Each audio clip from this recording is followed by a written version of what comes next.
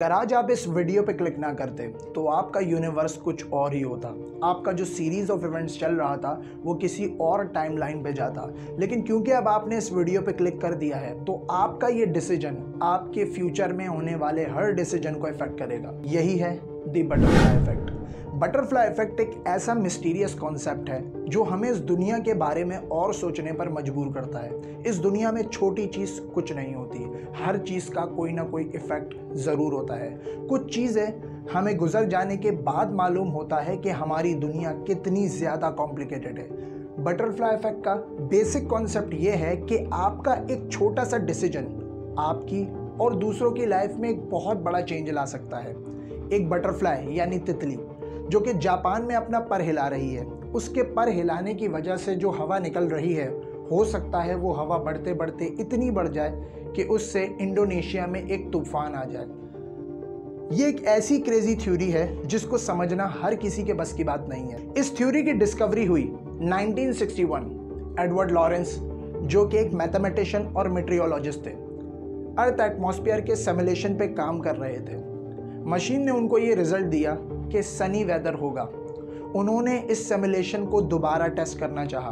जब दोबारा उन्होंने उस डाटा को फीड किया तो सेकंड टाइम में जो उनको रिजल्ट मिला वो ये था कि तूफ़ानी वेदर होगा। एडवर्ड लॉरेंस इसको देखकर बहुत ज़्यादा कंफ्यूज हो गए। वो समझे कि शायद मशीन के अंदर कोई ख़राबी है। बहुत दिनों की रिसर्च के बाद उन्हें ये पता चला कि पहली बार जब उन्होंने डाटा को मशीन के अंदर फीड किया था तो पॉइंट्स के बाद 6 डिजिट्स लिए थे, लेकिन दोबारा जब उन्होंने उसी डाटा को दोबारा फीड किया तो पॉइंट के बाद सिर्फ 3 डिजिट्स लिए अपना वक्त बचाने के लिए। क्योंकि आम जिंदगी के अंदर हम आम तौर पे पॉइंट्स के बाद की जो फिगर्स होती हैं उनको हम राउंड ऑफ कर देते हैं, लेकिन इस छोटे से राउंडिंग ऑफ की वजह से इतना बड़ा उनके रिजल्ट के अंदर फ़र्क दिखाई दिया।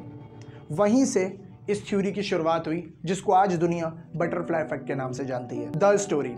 एक मर्तबा एक बच्चे को स्कूल टीचर ने एक लेटर दिया।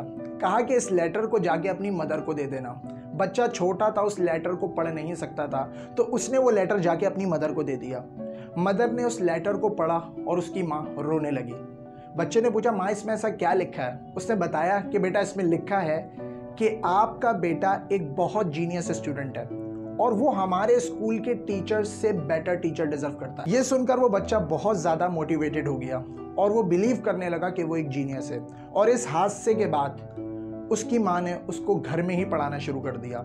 उस बच्चे ने बहुत मेहनत और आगे जाके वो बच्चा बल्ब की इन्वेंशन करता है। जी हाँ, मैं बात कर रहा हूँ थॉमस अल्वा एडिसन। लेकिन स्टोरी के अंदर ट्विस्ट अब आता है जब थॉमस अल्वा एडिसन एक बहुत बड़े साइंटिस्ट बन चुके थे और फारिग वक्त में अपने कबर्ड की सफाई कर रहे थे तो अचानक उनको वही लेटर मिला जो उनकी टीचर ने उनकी मदर को दिया था। उन्होंने उस लेटर को पढ़ना शुरू किया और लेटर पढ़ के वो रोने लगे। उस लेटर के अंदर लिखा था कि ये एक मेंटली इल बच्चा है और हम मजीद इसको अपने स्कूल में नहीं पढ़ा सकते क्योंकि एक नॉर्मल स्कूल है और इस किस्म के बच्चों के लिए, स्पेशल चाइल्ड्स के लिए एक डिफरेंट स्कूल हो। तो अगर एडिसन की मदर उनको उस दिन एक झूठा दिलासा ना देती कि वो एक जीनियस है तो आज शायद वो इतने बड़े साइंटिस्ट ना बन पाते और मैं और आप बल्ब की इन्वेंशन से महरूम रहते। दूसरी कहानी है वर्ल्ड वॉर 1 की।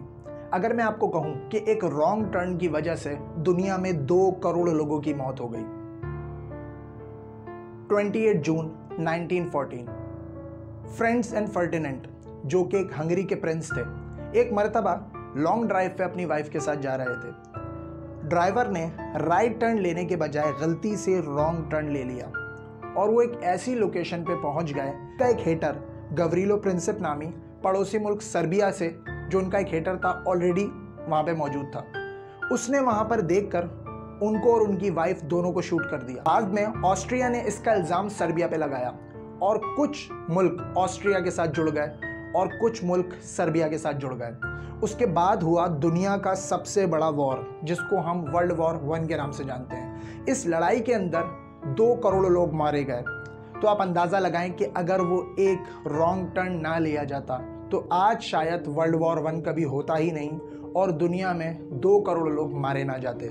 इसी तरीके से बेंजामिन फ्रैंकलिन अगर उस दिन काइट्स ना उड़ा रहे होते तो शायद आज इलेक्ट्रिसिटी की डिस्कवरी ना होती। और आप जान सकते हैं कि अगर इंसान के पास इलेक्ट्रिसिटी ना होती तो हम टेक्नोलॉजी के मैदान में कितने ज़्यादा पीछे होते। इवन आज आप जो मेरी वीडियो देख रहे हैं वो भी इलेक्ट्रिसिटी की वजह से देख रहे हैं। न्यूटन अगर उस दिन पार्क में ना बैठे होते या फिर उनके सर पे वो सेब ना गिरता तो शायद आज ग्रेविटी डिस्कवर ही ना हुई होती। और अगर ग्रेविटी डिस्कवर ना हुई होती तो हम कभी स्पेस में ना जा पाते, क्योंकि रॉकेट साइंस को समझने के लिए ग्रेविटी का कॉन्सेप्ट समझना बहुत ज़्यादा ज़रूरी है। सोलर सिस्टम के बारे में हमारी नॉलेज बहुत ज़्यादा लिमिटेड होती। कॉन्सेप्ट ऑफ ग्रेविटी को समझे बगैर हम कभी एयरप्लेन्स में सफ़र नहीं कर पाते। फिजिक्स का पूरा निज़ाम बदल चुका होता और फिजिक्स के बारे में इंसान की नॉलेज बहुत ज़्यादा लिमिटेड होती, और ये हुआ सिर्फ और सिर्फ एक सेब गिरने की वजह से।